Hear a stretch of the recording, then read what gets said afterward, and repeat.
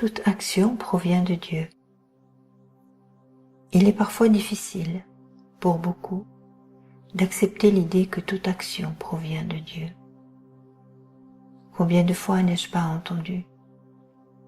Si Dieu existait vraiment, pourquoi tant de misère sur terre ? Pourquoi tant d'injustice, tant de souffrance ? Mais pourquoi cette difficulté ? Simplement parce que l'homme n'obtient pas toujours le résultat qu'il escomptait dans ses entreprises. Et cela dérange ou confirme, tout au fond de l'être, qu'il ne gouverne rien, qu'il ne maîtrise pas ce qu'il croyait pouvoir diriger ou commander. C'est un constat bien difficile pour l'ego. Toute action provient de Dieu.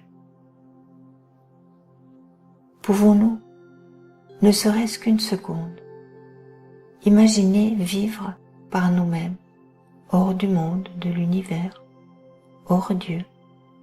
Non. C'est tout simplement impossible. Toute action provient de Dieu.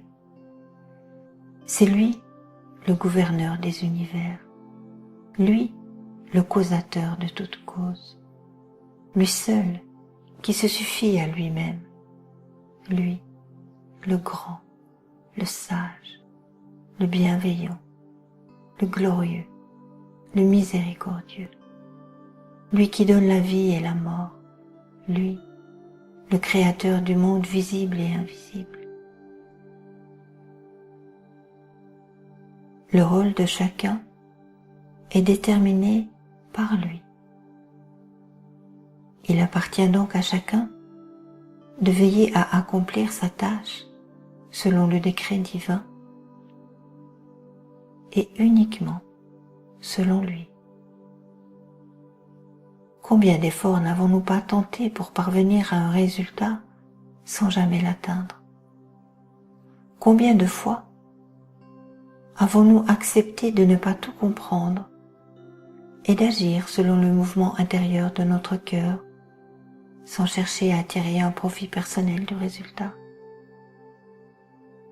Combien de fois avons-nous observé que si nous agissons par altruisme, pour le bénéfice des autres, avant de rechercher le nôtre, nos actions ont abouti? Pourquoi ? Parce que toute action provient de Dieu. C'est aussi simple que cela. Nous sommes une parcelle de l'âme de Dieu, un fragment. Et bien que nous possédions toute la connaissance dans notre essence, la conscience que nous en avons est fortement limitée. Et cela aussi est l'action de Dieu. Nous sommes un fragment du tout, et nos actions visent à maintenir l'équilibre de ce tout. Nous ne pouvons de ce fait jamais agir pour notre propre gloire ou satisfaction.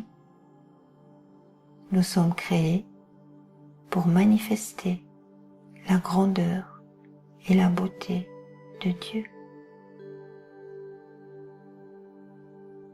Qui parmi nous recherche la souffrance, la maladie, la peine, la difficulté, la guerre pour lui-même? Personne. Tous, nous recherchons le meilleur. N'est-ce pas là une preuve que toute action provient de Dieu, lui, de tout amour? Rappelez-vous l'ode mystique numéro 1036 de Rumi.